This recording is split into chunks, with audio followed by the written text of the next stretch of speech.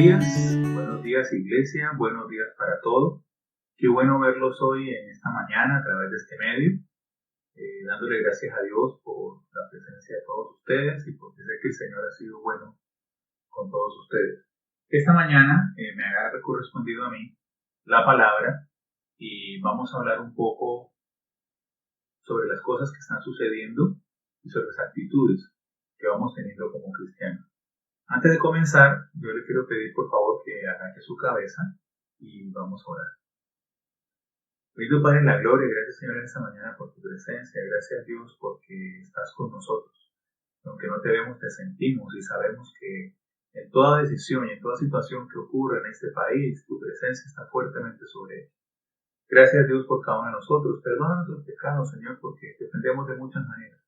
Pero queremos presentarnos limpios ante ti y escuchar tu voz, Señor. Permítenos hoy, a través de esta palabra, conocer un poco más de ti y saber, Señor, que aún en los tiempos más fuertes y más difíciles, tú siempre estás como poderoso gigante al lado nuestro, respaldándonos en todo tiempo.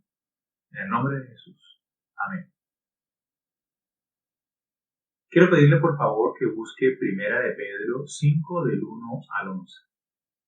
Primera de Pedro 5, del 1 al 11. Dice: Ruego a los ancianos que están entre vosotros, yo anciano también con ellos, y testigo de los padecimientos de Cristo, que soy también participante de la gloria que será revelada.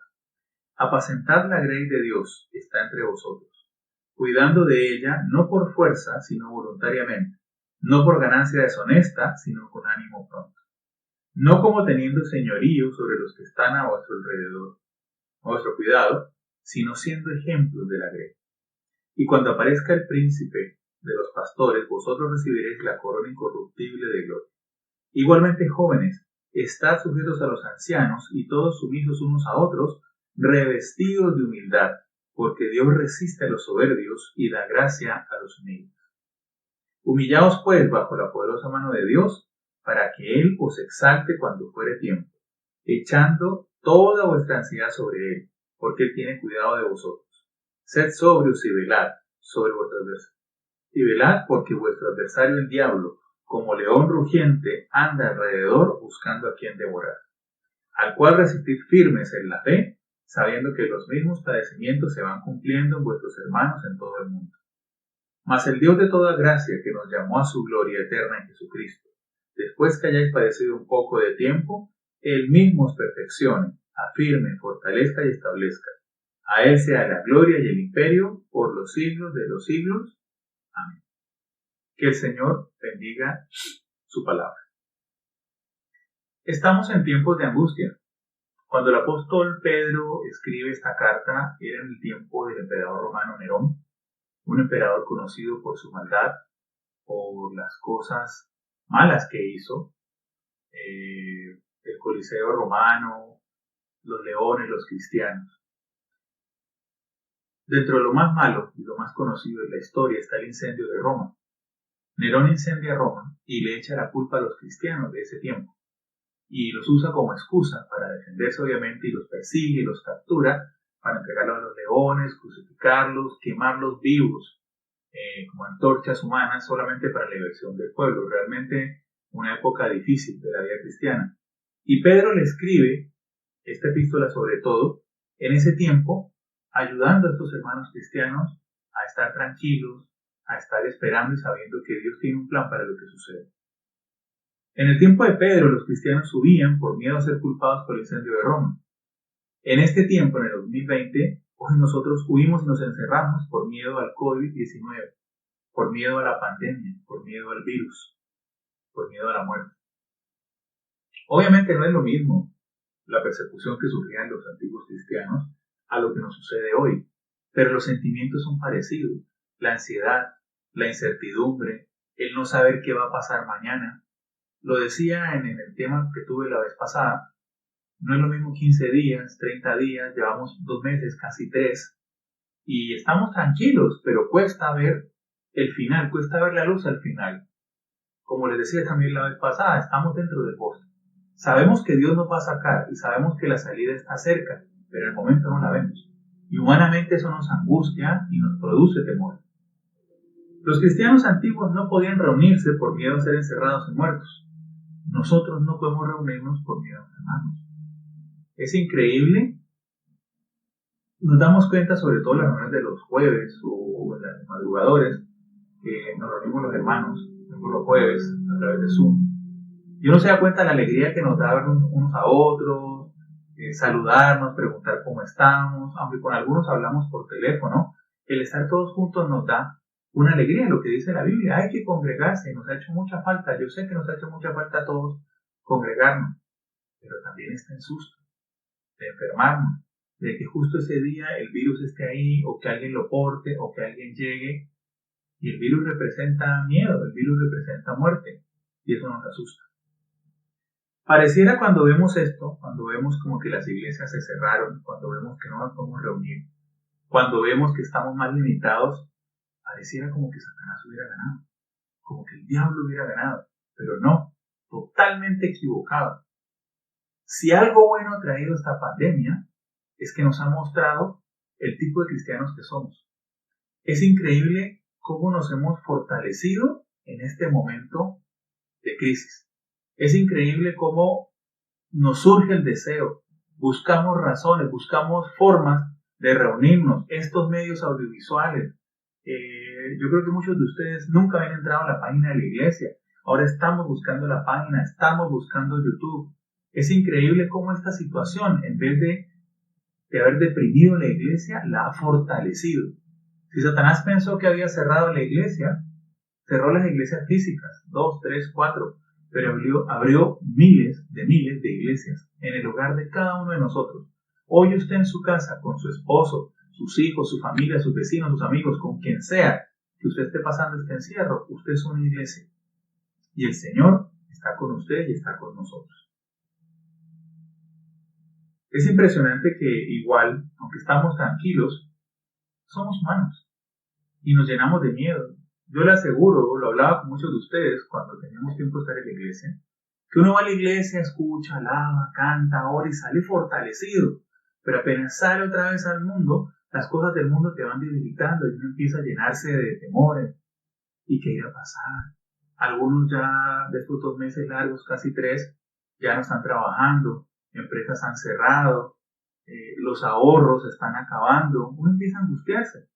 Y obviamente nos repetimos, si Dios es con nosotros, ¿quién contra nosotros? A los que aman a Dios, todas las cosas ayudan a bien. Pero igual como humanos, nos da miedo, nos da mucha incertidumbre. La incertidumbre es no saber qué va a pasar. Y si algo asusta al ser humano, es la falta de control. Cuando yo no tengo control sobre las cosas, cuando no tengo control sobre lo que sucede, sobre mí mismo, la ansiedad es casi inmanejable. Y hemos visto muchos casos de depresión. Hemos visto las líneas de los psicólogos que trabajan con la gobernación, con las alcaldías, no dan abasto. La gente está deprimida, está angustiada, está ansiosa, el encierro lo tiene enloquecidos. A veces, cuando vemos tanto problema, perdemos de vista la solución, el bosque, no vemos la salida. Y el mejor ejemplo lo encontramos en Mateo 14, lo puede buscar usted después. Cuando Jesús camina sobre el agua, no sé si se recuerda. Estaban los discípulos en una barca y cuando vieron a lo lejos a alguien que caminaba en el mar, y era Jesús. Jesús los saluda y dice, no se preocupen, soy yo. Y Pedro le dice, si eres tú, Señor, permite que yo vaya a ti caminando sobre el agua. Y Jesús le dice, ven. Y Pedro inmediatamente, como con el carácter que él tiene, se tira al agua inmediatamente y comienza a caminar sobre el agua. Y mientras mira a Jesús, mientras lo ve, camina sobre el agua. Yo me imagino, porque esto no lo dice la Biblia, que incluso Pedro caminando se volteaba, miraba a los discípulos, les decía, ustedes no, yo sí, porque yo sí amo al Señor. Pero cuando dejó de mirar a Jesús, cuando miró el agua, vio lo oscuro, lo negro, la tempestad, se asustó, empezó a hundirse y levantó sus brazos, Jesús, sálvame, que perezco. Inmediatamente Jesús lo toma. El mismo Pedro nos muestra cómo es de fácil, incluso ante algo sobrenatural, perder mi visión, perder mi objetivo, dejar de mirar hacia adelante, dejar de mirar a Jesús y empezar a temer. El apóstol muere 2 años después de haber escrito esta carta. A los 2 años muere. Y el propósito de esta carta era enseñar a los creyentes cómo vivir victoriosamente en medio de la hostilidad. Y pienso yo que esa enseñanza, esa aplicación nos llega hoy. Tal vez no estamos en tanta hostilidad, pero estamos viviendo en un tiempo de temor. Estamos viviendo en un tiempo de susto. He hablado con varios de ustedes, mi esposa y yo. Cada vez que salimos, el día que nos corresponde salir, también son los lunes y voy a la iglesia y a veces trabajo con la contadora y miramos algunas cosas y luego pues obviamente ir a mercar. Es impresionante que el tiempo que estoy allá es poco, es medio tiempo, un poco más, pero llego aquí a la casa como si hubiera estado trabajando semanas o como si hubiera ido a un gimnasio, hubiera estado 14 horas haciendo pesas. Es increíble cómo la presión psicológica y la ansiedad y el estrés sobrecansan. Ese día llego a bañarme, todo el protocolo de seguridad, y me duele hasta el alma, me duele la espalda, a veces me duele la cabeza, y a mi esposa le pasa lo mismo. Y sé que muchas personas que tienen que salir o trabajar también sienten lo mismo, lo hemos hablado. El estrés y la ansiedad doblan, triplican o cuatriplican el cansancio normal de trabajo. Estamos en ese tiempo, y el apóstol Pedro nos enseña a través de esta carta, si tiene tiempo de leerla, léala completa, no es muy larga y es muy interesante la primera y la segunda. La enseñanza que hay en esta epístola es que 1. No debo perder la esperanza. 2. No me debo amargar. Y 3. Debo confiar en el Señor. Son 3 cosas que me sostienen hoy a mí como cristiano. La esperanza de que Dios tiene un plan, no amargarme porque sé que estoy controlado por el Señor y confiar en Él plenamente. ¿Cuál debe ser entonces mi actitud como cristiano o mi carácter cristiano? Vamos a mirar unos puntos. Quiero que por favor miremos el primero. El primero se llama revestirse de humildad. Voy a leer nuevamente 1 de Pedro 5:5. Escúchalo atentamente, por favor. Igualmente, jóvenes, están sujetos a los ancianos y todos sumisos unos a otros, revestidos de humildad, porque Dios resiste a los soberbios y da gracia a los humildes. La humildad, la palabra humildad y el concepto de humildad es un concepto que recorre toda la Biblia. Desde el ejemplo del Señor Jesús, que nos dio el mayor ejemplo de humildad, siendo el más grande, se humilló a lo sumo, solamente para poder obedecer al Padre y salvarnos a todos. La humildad es una virtud. ¿Por qué se llama una virtud? Porque es algo que no viene contigo. La humildad es algo que uno debe aprender. Ninguna persona nace humilde. No se confunda. A veces pensamos que modestia es humildad. A veces las personas modestas son simplemente personas que no dicen su sentir o su parecer a voz abierta. Podríamos decir que son prudentes, pero eso no significa que sean humildes. La humildad es muy compleja y es mucho más que una palabra.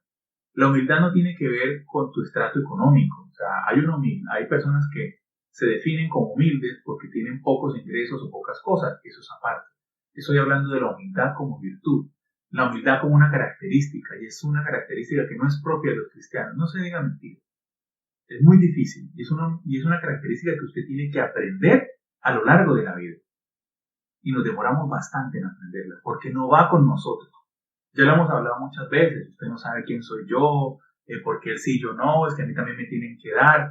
Nosotros no somos humildes, sino por el contrario, soberbios. La humildad es una virtud que consiste en conocer mis propias limitaciones y debilidades y actuar de acuerdo a tal conocimiento. Es una definición muy bonita. Conocer mis propias limitaciones y debilidades y actuar de acuerdo a ellas.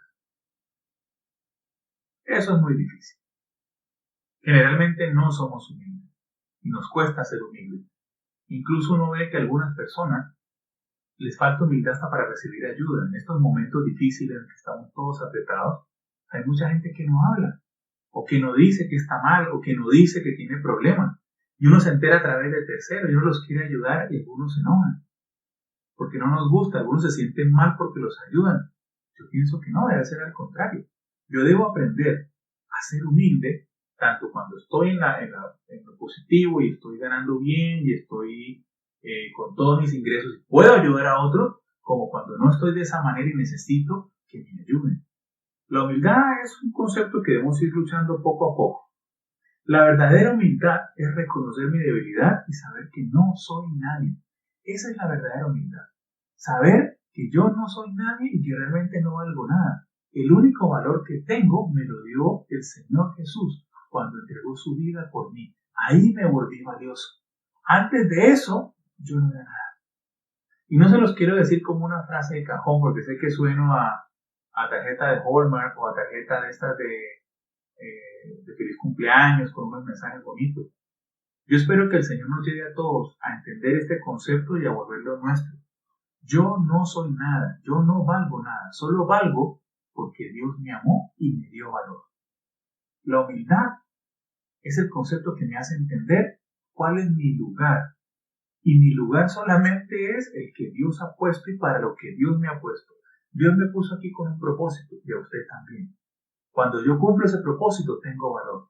Cuando no, realmente no lo tengo. Y ese es el concepto de humildad que tenemos que manejar. Podríamos decir, humanamente, que la humildad es ausencia de soberbia, porque de soberbia sí sabemos. Yo siempre he pensado que el orgullo y la soberbia son las dos características fundamentales del ser humano. Desde Adán, cuando él se creyó igual a Dios, cuando pensó que podía tomar decisiones, y de ahí en adelante la humanidad, todos nosotros hemos pasado por ese proceso. Siempre pensamos que la mejor manera de hacer las cosas es la manera en que yo las quiero hacer. Es tenaz que uno tiene que darse cuenta y pasar por muchos problemas para entender que lo mejor que podemos hacer es someternos al plan de Dios. Y que cuando yo camino por la línea que Dios tiene para mí, todas las cosas mejoran. La soberbia, a diferencia de la humildad, se define, la Real Academia de la Lengua la define, como un apetito desordenado de ser preferido a otros. El concepto puede asociarse a altivez, engreimiento, presunción y petulancia. La soberbia implica la satisfacción excesiva por la contemplación propia, menospreciando a los demás. La persona soberbia se cree por encima de los otros. Se cree mejor que los otros, que sus ideas son mejores, que lo que él necesita está primero, que él es prioridad. Primero yo, segundo yo, tercero mi sombra. Y sé que usted ahora me escucha y dice, ay, pero nosotros ya no somos así. Mire bien, tal vez ya no somos tan soberbios, pero le aseguro que la soberbia nos sigue acompañando. Se lo digo por experiencia propia, porque no es fácil. Y entre más títulos tiene una persona, entre más estudios, más cartones, más dinero, más cosas, más difícil es luchar contra la soberbia. Miren solamente esto, cuando usted va a una fiesta de empresas o de su trabajo en oficina y usted le preguntan a usted quién es, ¿usted qué dice? Yo soy fulanito de tal, yo soy ingeniero, yo soy médico, yo soy psicólogo, yo soy especialista.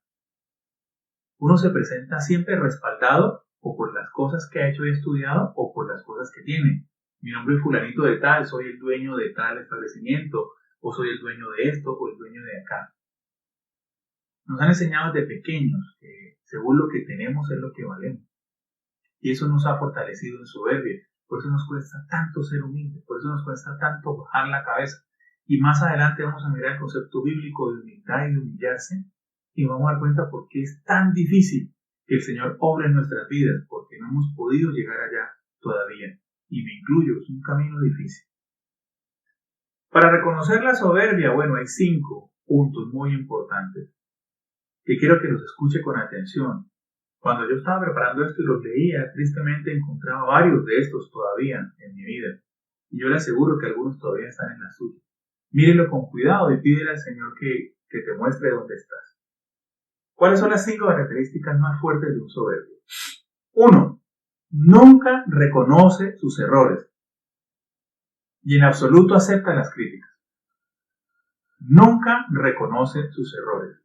Como dice el dicho, o gana o empata, pero no pierde. Algunos se van a reír y, sí, ese fulanito, yo soy así. Miren, ¿sabe dónde nos damos cuenta de que eso todavía nos persigue? Cuando 2 hermanos cristianos se juntan, hermano José, ¿cómo me le va? Hermano Juan, ¿cómo está? Hermano, ayúdeme a orar, tenemos que ayudar al hermano, Daniel, porque tiene problemas con su familia. Sí, hay que orar por él, sí, el Señor me ha mostrado, yo sé muchas cosas, juntémonos, asesorémosle, digámosle, hagámoslo por él, vamos.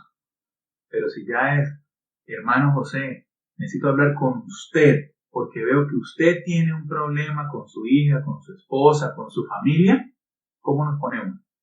¿Y usted, y por qué me vas a hablar a mí así? ¿Y tú por qué me vas a decir eso? Yo sé lo que hago, déjeme que yo sé para dónde voy. Yo solo hablo con Dios. No nos gusta aceptar ayuda y no reconocemos errores en absoluto. Segundo, una gran dificultad para pedir perdón. Aquí yo le digo una cosa. Si usted ha tenido problemas con su esposa, con sus hijos o con su familia, y ya han pasado 2, 3 horas, 2, 3 días, 2, 3 años, usted tiene un problema. Porque yo le aseguro, y se lo digo como psicólogo y como cristiano, cuando usted discute con alguien de su familia, a la hora, a las 2 horas, Dios ya le ha mostrado si usted tiene o no tiene la razón. Y usted ya sabe si tiene o no que ir a pedir disculpas.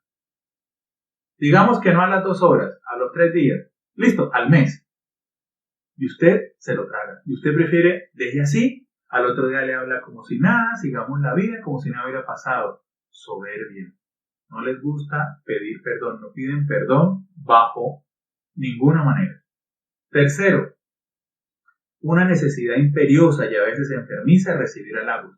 Hay gente que siempre está molesta porque no se reconoce su trabajo, pero ya es una cosa enfermiza, o sea, quieren que los feliciten por cambiar un bombillo, porque cerró la puerta, y siempre están reclamando que su trabajo no es visto y que nunca les dan el espacio que se merecen y que siempre es culpa de los demás. Es bien complicado. Cuarto, es una persona que en todo momento necesita tener el control de cualquier situación en la que se encuentra metida. Son personas que siempre quieren mandar, siempre quieren liderar y siempre quieren llevar la batuta, pero cuando cometen el error no aceptan que es de ellos. Ellos sienten que si no son ellos los que están a cargo, nadie más lo va a hacer, nadie lo va a hacer mejor. ¿Ya vieron alguna? Yo ya vi alguna. Se molesta incluso, algunos hasta sufren por el éxito de otras personas. La soberbia se manifiesta incluso en yo no poder alegrarme porque otra persona es feliz. Yo me acuerdo alguna vez en la iglesia que alguien se molestaba por X hermano que siempre se subía todos los domingos a contar el testimonio. Y a veces se excedía un poco, hablaba mucho, o sea, se demoraba, y la persona decía, pero ¿por qué se sube? ¿Por qué dice? Hay otras personas que necesitan hablar también. Y yo les dije, ¿tú tienes algún testimonio? Pues no, realmente no. Entonces, ¿por qué no te alegras? Qué bueno, Dios lo bendice todos los domingos. Antes, en vez de molestarme, me da una envidiecita sana. Ojalá yo también, el Señor, me respondiera de igual manera a las peticiones. Antes voy a preguntarle qué está haciendo para hacerlo yo. La soberbia no nos lleva a nada bueno. Pongámonos como propósito en esta cuarentena que tenemos tanto tiempo, que estamos encerrados. Y se nos ha dicho que hay que leer un libro, que hay que aprender un oficio, que hay que aprender a volar. Aprendamos a ser humildes, aprendamos a controlar la soberbia. Y pídele al Señor que le ayude, porque no es fácil. Primera de Pedro 5:5 nos decía, si está atenta, igualmente jóvenes, estad sujetos a los ancianos y todos sumisos unos a otros, revestidos. La palabra revestido significa ceñirse, fajarse para trabajar. O sea, vestirse de humildad. Pedro sabe que la humildad como virtud no viene con nosotros. Por eso le dice a los hermanos, revístanse, cíñanse, cúbranse de humildad, porque Dios resiste al soberbio y da gracia al humilde. Y el mejor ejemplo que tenemos de humildad es el Señor Jesús. Y esta vez no su vida, que fue un ejemplo de humildad, sino Él como tal. Jesús, siendo Dios, permitió ser manoseado, ser golpeado, ser tratado como lo peor por un grupo de humanos. En Roma, cuando fue crucificado, y por muchos de los que ahora hablan mal, no lo respetan y no valoran el sacrificio. ¿Qué más ejemplo de humildad? ¿Quién se merece todo sino Jesús? Sé que la vara está muy alta y sé que no vamos a llegar en esta vida hasta allá, pero mi deber es tratar cada día de mejorar, de ser menos soberbio para ser un poco más humilde. La humildad desde un punto de vista bíblico es reconocer dirección, reconocer aceptación. La persona humilde sabe que su camino está trazado por alguien mejor que él, Dios. Esa es la humildad del cristiano. Saber que mi camino está trazado por algo, por alguien mejor que yo, Dios. Y esto es lo que me da esperanza. El primer punto que el apóstol Pedro nos dice en sus epístolas, que para poder sobrevivir esos tiempos de hostilidad, estos tiempos de angustia, estos tiempos de ansiedad, uno, esperanza. Yo tengo esperanza porque sé que el plan de Dios está por encima de todo esto que está pasando. Segundo punto, humillarse ante Dios. Y esto tiene mucho que ver con humildad. Primera de Pedro 5:6 dice, humillaos pues bajo la poderosa mano de Dios para que Él os exalte cuando fuere tiempo. La palabra humillar, tapeinú, es deprimir, allanar, poner plano. Y es la palabra por excelencia. Si usted, por ejemplo, sabe algo de construcción, se ha construido algo o tiene un simple conocimiento, sabe que los terrenos cuando se compran no son parejos. Hay huecos, hay piedras, ensenadas. ¿Qué es lo primero que hay que hacer para poder construir y que ese terreno tenga valor? Aplanarlo, allanarlo, deprimirlo. Y eso es humillarlo. Esa es la palabra tapeinú en el hebreo. Perdón, en el griego, Nuevo Testamento. Esa es la palabra humillar, deprimir, aplanar, volver liso, quitar todo lo que no sirve, piedras, huecos y dejar el terreno completamente plano para poder construir sobre él algo de valor. Eso es lo que hace el Espíritu Santo con cada uno de nosotros. Cuando usted siente que Dios lo obliga a ser humilde, que a veces te obliga a bajar la cabeza con tu jefe, con los que te rodean, a aceptar la ayuda de otros con humildad, a escuchar a una persona que no quieres que te diga lo que tienes que hacer, pero tú sabes que es de Dios lo que te está diciendo, no es que Dios te quiera humillar en el sentido humano de hacerte avergonzar. Dios quiere aplanar tu vida, tu psicología, tu forma de ser, dejarte completamente plano para poder construir lo que Él quiere de ti. Para hacer una construcción perfecta, para poder hacer algo bonito, para poder hacer algo que valga. Cuando el Señor te trate, cuando el Señor a veces sea duro, no es porque no te ame, es porque tu soberbia es grande. Y Dios todavía tiene que seguir aplanando, seguir humillando, tapeinú, no seguirte avergonzando, deprimiendo, allanando, quitar los saltos, moldear, tiene que ver con el cambio. Porque para yo poder humillarme ante el Señor, tener esperanza y para poder estar tranquilo en estos tiempos duros, tengo que poder estar conectado a la mano del Señor, tengo que estar plano, tengo que estar pensando de manera diferente. Y Romanos 12:2 es un versículo que nos aclara eso. No os conforméis a este siglo, sino transformaos por medio de la renovación de vuestro entendimiento, para que comprobéis cuál sea la buena voluntad de Dios, agradable y perfecta. Yo debo cambiar mi forma de pensar. Y esto es algo en lo que me quiero detener un poco. Antes nos excusábamos para seguir pensando como no cristianos, porque seguíamos trabajando, porque seguíamos enfrentándonos al estrés del oficio. Pero ¿qué excusa tenemos ahora? Llevamos 2 meses largos, casi 3, encerrados. Y como les decía la vez pasada, ese es el tiempo para cambiar. Ese es el tiempo para tomarnos de la mano de Dios. Ese es el tiempo para permitir que el Señor nos moldee. Debo cambiar mi forma de pensar. Debo empezar a llenar mi mente, no con pensamiento positivo, sino con pensamiento cristiano, con pensamiento bíblico. Esto me asusta, pero si yo amo al Señor, si Dios es con nosotros, ¿quién contra nosotros? A los que aman a Dios, todas las cosas ayudan a bien. El Señor tiene un plan para cada uno. Debo empezar a cambiar mi forma de pensar. Y sé que no es fácil. Sé que no es fácil, porque el mundo no es sencillo. Y el mundo funciona en unas reglas diferentes. Pero yo debo ser la diferencia. Renovar mi mente tiene que ver con tiempo. El tiempo es ahora. Ya tenemos todos 20, 30, 40, 50 o más años. Permitamos al Señor cambiarnos la mente, poder pensar de otra manera. Tiene que ver con el deseo. Usted debe querer. Dios no te va a cambiar a la fuerza. Él te ama tanto que no quiere ir en contra de tu voluntad. Si usted quiere cambiar su manera de pensar y tener un pensamiento cristiano diferente que te permita ver esta situación de otra manera, tú debes querer. Debes decirle, Señor, ayúdame a ver de otra manera, ayúdame a ver fuera del bosque, ayúdame a ver la luz al final, ayúdame a ver con los ojos de la fe. Quitar lo mío, que es incompleto, para dejarlo de Dios, que es perfecto. Eso es lo que busca el Señor y eso es lo que yo debo buscar. Dejar que Dios quite las cosas que hay en mí, que son defectuosas.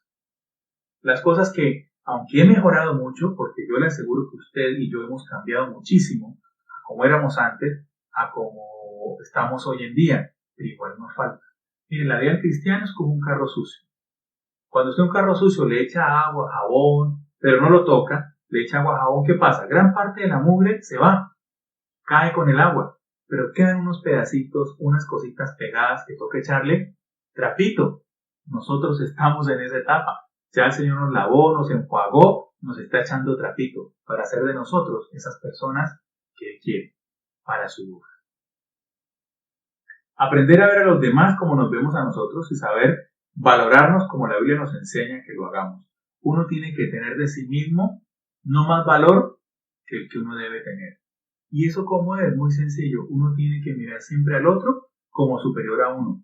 No con miedo o no para que él abuse de mí, sino en el amor del Señor. ¿Cómo quiero tratar al otro? A pesar de que yo tal vez sé que tengo un conocimiento o sé que puedo saber más, voy a escuchar, voy a opinar y no voy a pasar por encima de él. Lo voy a respetar con humildad. Fácil, ¿cierto? No, no es fácil. Debo aprender a vernos como somos, porque si yo trato al otro como superior, con ese mismo amor Dios me va a tratar a mí.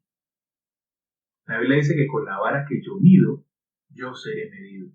Por eso, y se lo digo así de manera personal, hace mucho tiempo, trato, porque tal vez no siempre lo logro, de acercarme al otro y tratar al otro como a mí me gustaría que me trataran. Y tratarlo con misericordia, con el mayor amor, con la mayor humildad, para que el día que a mí me toque, el día que yo tenga que ser juzgado o evaluado, el Señor también a mí me trate con la justa medida, en el huequito de su mano. Cuando yo puedo hacer esto, cuando yo puedo relajarme, cuando yo puedo dejar que Dios haga las cosas, cuando estoy en humildad esperando que Dios trabaja sobre mi vida, incluso en este tiempo de pandemia, el Señor trabaja sobre mi vida, no me angustio. Ya tengo esperanza en el plan de Dios y no me angustio, lo que el apóstol Pedro nos estaba enseñando. Y finalmente, tercer punto, descansa en Él y Él hará. Descansar en el Señor suena más fácil decirlo que hacerlo. Descansar en alguien es delegar. Y los que tienen empresa o los que trabajan y tienen personas a su cargo, saben que es muy difícil delegar. Bueno, Juanito, yo ya me voy, usted queda a cargo, por favor, haga esto, esto y esto. Tranquilo, patrón, descanse en mí. Uno no se va. Uno dice, si no lo hago yo, no lo hace nadie. Eso va a quedar mal hecho. Y muchas veces nos sucede eso en la vida cristiana. No nos gusta, aunque suene chistoso, delegar en Dios. Y digo chistoso porque yo no delego. Dios toma decisiones y Dios obra. Pero Dios espera que yo descanse en Él. Que diga, listo Señor, yo llegué hasta aquí, esto es lo que me corresponde, gracias Dios, porque de aquí en adelante tú vas. De aquí en adelante el camino es tuyo, ya tú vas manejando. Es como ir de copiloto. Yo me bajo, Señor, coge el carro y ve. Y dinos tú, que eres el que conoce el camino, por dónde ir y por dónde mejor estar. 1 Pedro 5:7 dice, echando toda vuestra ansiedad sobre Él, porque Él tiene cuidado de nosotros. Miren que es increíble las palabras, la palabra ansiedad. Es una palabra que a veces se usa comúnmente. Ansiedad y angustia generalmente se usan como si fueran iguales. No lo son. La angustia hace referencia a los síntomas propios del cuerpo. Usted está, por ejemplo, en un dentista y está el dentista y usted siente temor, el estómago se le aprieta o le dan retorcijones o se le acelera el corazón. Eso es angustia. En una montaña rusa, usted está en el juego y usted siente que todos los intestinos se le mueven, que los ojos se le van a salir. Eso es angustia. Pero el temor que usted siente antes de ir al odontólogo, cuando usted va en el bus, en el carro, en el taxi y usted sabe que le va a doler, ese estrés emocional es ansiedad. Y Pedro utiliza la palabra exacta, porque lo que nos atormenta es la ansiedad. La angustia es más fácil manejar. La ansiedad a veces es inmanejable. La ansiedad es una emoción vaga de malestar que se traduce en un estado de estrés. más o menos intenso de nerviosismo. Se nos hace un nudo en la garganta o el estómago, nos resulta difícil respirar, hay palpitaciones, empezamos a sudar y eso nos produce temor y eso nos produce ansiedad. No sé qué me pasa, siento que algo me va a pasar, no sé qué es, pero siento que me va a dar. Los temores del día a día y la ansiedad es el trastorno típico que estamos sufriendo en esos tiempos de pandemia. Temor al futuro. ¿Qué va a pasar con mi trabajo? ¿Qué va a pasar con mi futuro? Los que tenían planes de viaje, los que tenían planes de compras, todo eso quedó en el limbo. Preocupación por lo que me pueda pasar. A mí físicamente. Estamos ante un temor real de muerte. Y eso produce miedo, no me diga que no. Y preocupación sobre la iglesia. Sobre nosotros. Entonces, según Pedro, el Señor no nos dará lo que es bueno para nosotros si nos revestimos en humildad, esperamos en Él y echamos sobre su sabiduría y amor toda la carga que tenemos. Si yo me lleno de esperanza, no me angustio y descanso en el Señor, yo le aseguro que esta pandemia será un evento más, otra situación a la que nos hemos enfrentado y la que podremos contar como un testimonio que hemos salido. Hay un versículo que quiero que busque, por favor. El Salmo 18:2. Porque Pedro en el Nuevo Testamento nos hablaba de su sufrimiento y de la situación en Roma con Nerón. Pero otra persona también nos había hablado de la angustia y el temor, que era David. Y David en esos momentos de angustia escribe el Salmo 18 y el versículo 2 en específico. En su casa lea el Salmo completo. Pero el versículo 2. Jehová, roca mía y castillo mío y mi libertador. Dios mío, fortaleza mía, en Él confiaré, mi escudo y la fuerza de mi salvación, mi alto refugio. Quiero que miremos, por favor, con calma este versículo. Jehová mía, roca mía, descansa en tu roca. ¿Qué es una roca? Es un peñasco, es algo firme, algo que está incrustado, algo que no se mueve. ¿Quién mueve una montaña hecha de roca? ¿Cómo se mueve? No la mueve el viento, no la mueve el agua. Está totalmente quieta. Descansa en tu castillo. ¿Cómo es un castillo? Es un lugar fuerte, atrincherado en una zona alta de difícil acceso. Era el mejor medio de protección en los antiguos tiempos, en la época medieval. Se atrincheraba un ejército en un castillo y si estaban bien aprisionados, si estaban bien aprovisionados de comida, pueden estar meses ahí. Descansa en tu castillo. Descansa en tu fortaleza. Cuando dice, mi libertador, Dios mío, fortaleza mía, un lugar seguro. Descansa en tu escudo, piel gruesa como escamas de cocodrilo, que me protege, algo que uso para evitar que las cosas malas me lleguen. Y en tu alto refugio, la torre alta, un sitio elevado, inaccesible. Todas estas que usa David son analogías de guerra, porque era el tiempo en el que él estaba. Y ese es el Dios que usted y yo tenemos. Un Dios de guerra. Dios no está quieto en este momento. Dios no está esperando a ver si pasa la pandemia. Dios no está esperando que llegue la vacuna. Dios está pendiente de su pueblo. No sé si usted se ha dado cuenta. Y si no se ha dado cuenta, falta entonces que hable, que llame al pastor, que me llame a mí, al hermano Jaime, a Juliana, a los hermanos de la iglesia, a la hermana Nora, a todos los que estamos dispuestos siempre a escucharlo cuando tengan tiempo y quieran hablar o quieran orar. Usted se va a dar cuenta. No estoy seguro si en el 100% porque no he hablado con todo el mundo. Pero estoy seguro que más del 90-95% de la gente de la iglesia o sigue trabajando, o tienen acceso, están con mercados, o están bien. Y hasta ahora no he escuchado de ninguno que se haya enfermado. ¿Casualidad? ¿Un sistema inmune muy fuerte? No. Caerán 1000 y 10.000 a tu diestra y a tu siniestra, pero a ti no te tocarán. El Señor nos ha cuidado. El Señor nos ha traído hasta acá. Yo le decía a mi esposa, cuando empezó esto, yo tenía unos ahorros, yo cuadré, yo dije, esto dura por ahí 1 mes, 2 meses, no hay problema. Pero esto se alargó mucho más.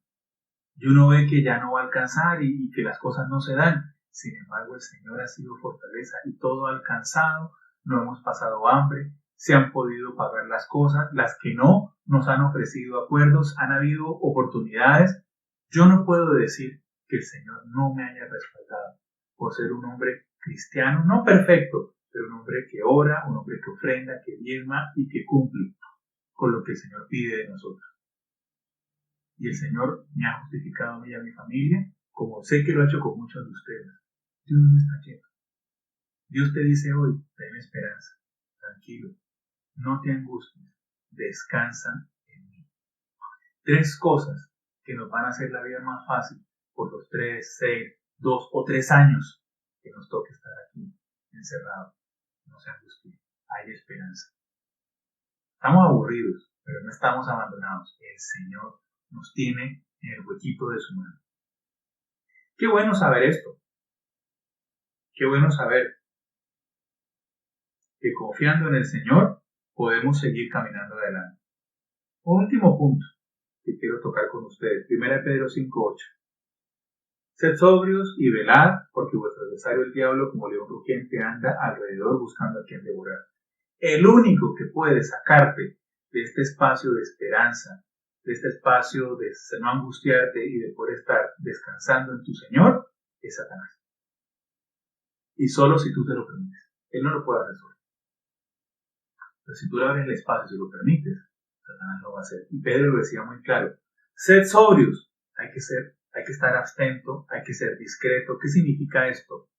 Hay que cumplir las normas que da la alcaldía, la gobernación y el gobierno. Tenemos que ser ejemplos. Si vivimos en una unidad, si vivimos en una casa, tenemos que ser ejemplo para nuestros hermanos.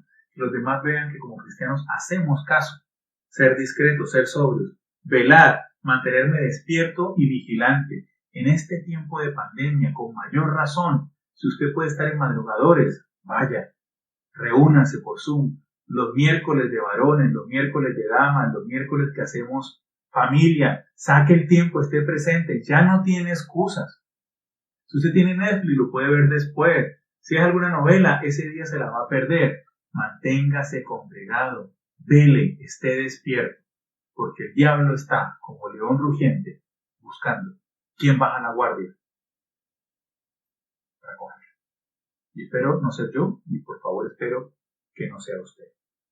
Hay que ser firmes y sólidos por fe. El Señor no está trabajando como hizo con Job, que obviamente mucho menos horrible que lo que le tocó a Job. Pero yo sé que cuando se acabe esto, cuando en el tiempo del Señor podamos volver a salir, vamos a salir fortalecidos. Vamos a salir no crecidos en el sentido de soberbios, sino habiendo crecido, siendo diferentes, madurando, con una calidad y una visión de un ser cristiano muy diferente a la que tuvimos desde principios de marzo que comienza la cuarentena. Por favor, no se olvide. 3 puntos de 1 Pedro. No perder la esperanza. No perder la esperanza, porque estoy revestido de humildad. No me amargo, porque estoy bajo la poderosa mano de Dios. Y confío en el Señor, estoy sobrio y velo contra el enemigo. Espero que el Señor le haya hablado como me habló a mí. Y que a pesar de lo que esté pasando y de los miedos que tengamos, yo sé que tengo esperanza, que no me angustie, que estoy tranquilo, porque mi destino y todo lo que yo quiero, lo que yo necesito, está en manos de Dios. Pídele al Señor que en este tiempo, lo que falta todavía estar encerrados, que el Señor te permita crecer en humildad, dominar la soberbia y descansar en el Señor, porque es lo único que te va a traer paz. La paz verdadera solo viene de Dios. No la da el dinero, no la da las pertenencias, ni siquiera la salud, porque nada de eso tenemos ahora. Que el Señor nos bendiga grandemente a todos. Antes de terminar, vamos a orar. Por favor, cierra tus ojos. Padre de la gloria, gracias Señor, porque estamos aquí, porque estamos juntos, porque a través de la distancia, por los medios audiovisuales, tú nos permites, Dios, reunirnos. Padre, ayúdanos a tener la esperanza, a conservar la esperanza sabiendo que hay un plan maravilloso que está en tus manos. Ayúdanos también a confiar, a creer y a descansar, sabiendo que la salida está en tus manos y que esto no se escapa de tu control, Señor.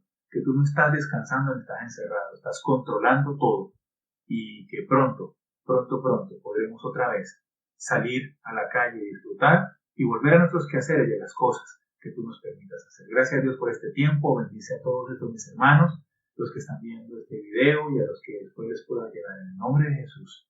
Amén. Que el Señor nos bendiga a todos. Y como siempre decimos, gloria a Dios.